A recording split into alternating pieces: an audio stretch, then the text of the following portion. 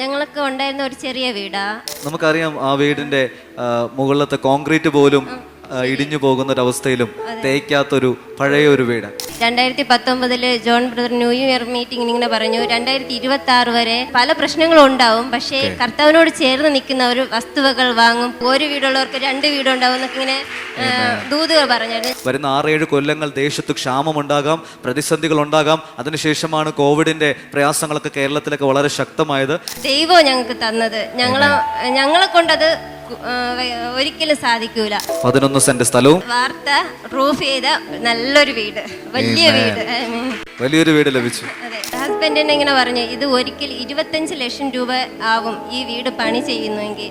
അങ്ങനത്തെ ഒരു നല്ല വീടാണ് ഞങ്ങൾക്ക്. ആ വീട്ടിൽ ഒരു പണിയും ഇല്ല, എല്ലാ പണിയും പൂർത്തിയായി. മുറ്റം വരെ ഇന്റർലോക്ക് ഇട്ട വീടാ.